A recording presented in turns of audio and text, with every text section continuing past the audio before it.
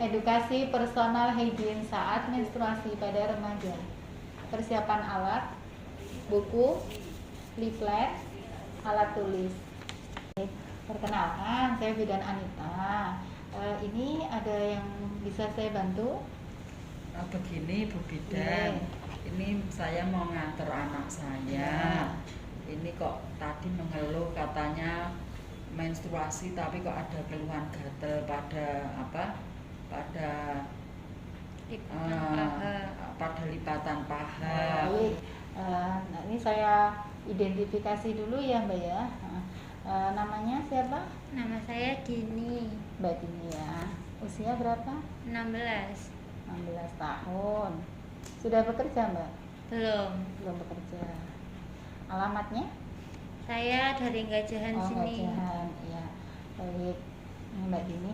Dari hasil pemeriksaan, Mbak Dini tensinya 110/70, nadinya 86, pernapasannya 20, terus suhunya 36,5. Normal. Ya, itu berarti Mbaknya dalam kondisi sehat ya, masih sehat. normal. Ya.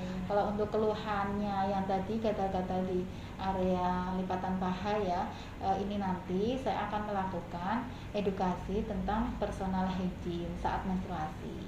Bagaimana? Bersedia? Ya. Oh ya, saya minta tanda tangannya ya.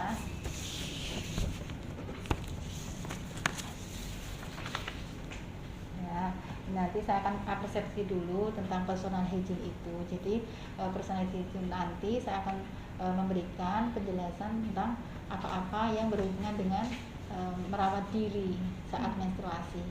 Gitu ya. Nah, saya mulai dari yang menjelaskan pengertian dulu. Jadi personal hygiene itu kayak apa ya, semacam perilaku ya. Perilaku untuk menjaga kesehatan badan tubuh, juga kebersihan darah kewanitaan saat menstruasi. Nah, itu personal hygiene itu ada faktor-faktor yang mempengaruhi. Jadi yang pertama faktor citra tubuh, yang kedua praktek sosial, terus yang ketiga ada tingkat ekonomi juga mempengaruhi, terus yang selanjutnya adalah pengetahuan tentang menstruasi itu. Berikutnya adalah budaya di tempat tertentu kan mungkin ada yang haid itu tidak boleh mandi keramas sebelum selesai ya. Nah, itu kan salah ya, itu juga mempengaruhi. Terus berikutnya ada kebiasaan seseorang. Oke, tadi sudah faktor-faktor ya. Selanjutnya saya akan menjelaskan indikatornya dalam personal hygiene itu.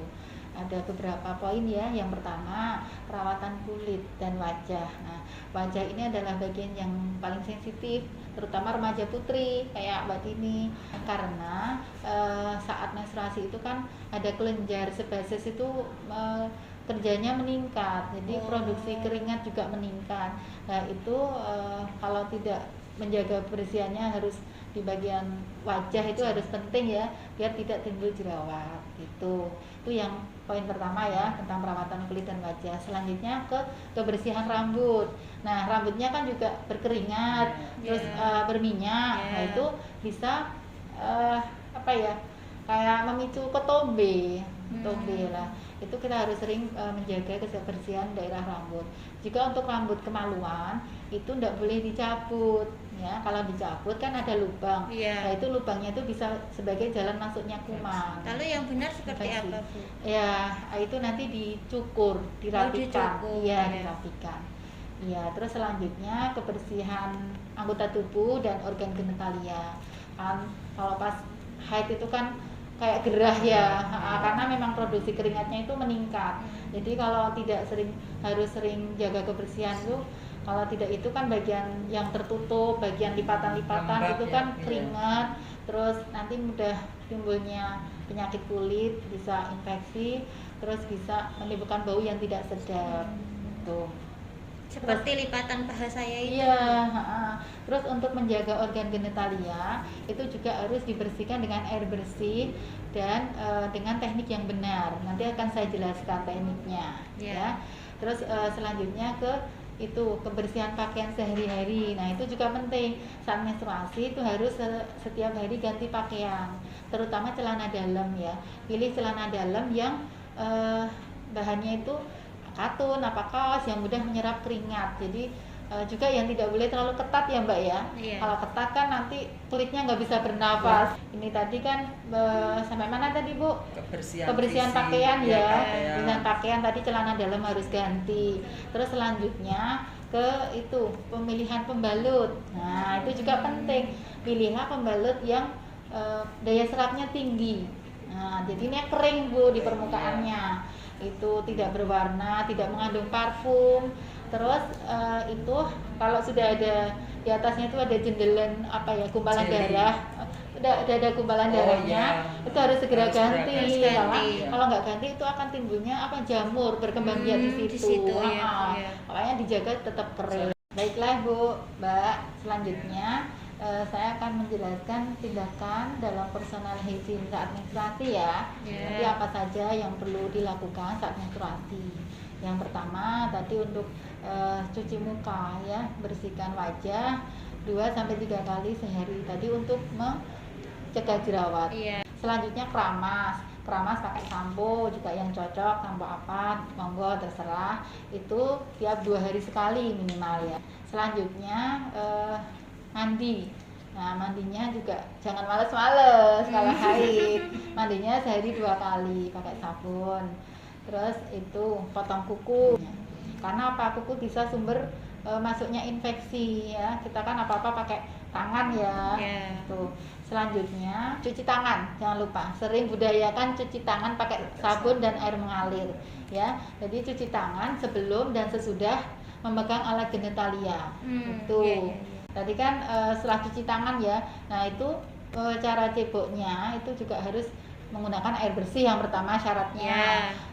Ceboknya harus pakai air bersih, tidak boleh pakai antiseptik tadi ya Bu ya, nggak boleh pakai antiseptik.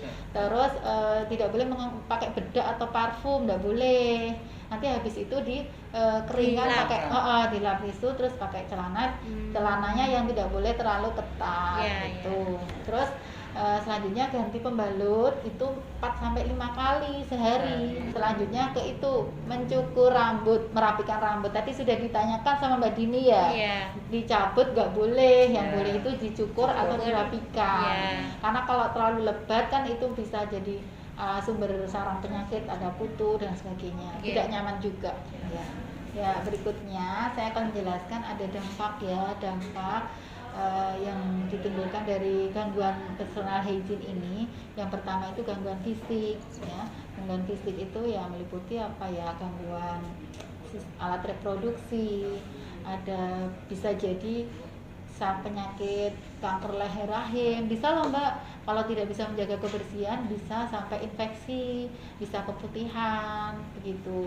Dan kalau itu tidak diatasi dengan baik nanti dampak paling terburuknya adalah bisa menyebabkan kemandulan. Kemudian dampak sosial, dampak psikososial itu juga ada. Masalah-masalah sosial itu misalkan gangguan kebutuhan rasa nyaman, terus juga ada gangguan interaksi sosial, jadi sama temen gitu rasanya piye gitulah. Ya itu dampaknya gitu. Nah, setelah mendengar penjelasan yang saya berikan, mulai dari pengertian, faktor-faktor, terus indikatornya, terus juga ke tindakannya tadi, sampai ke dampaknya, ya kira-kira masih ada penjelasan yang perlu diulang kembali apa tidak? Monggo saya berikan kesempatan bertanya kepada Mbak Dini atau ibunya, boleh? Ya, saya rasa sudah cukup sih. Oh, Bu. sudah cukup, baiklah. Nanti kalau misalkan masih ada keluhan, silakan berkunjung lagi ke sini. Begitu? Ya, saya melakukan dokumentasi. Monggo, selamat siang. Terima kasih. Terima kasih. Monggo.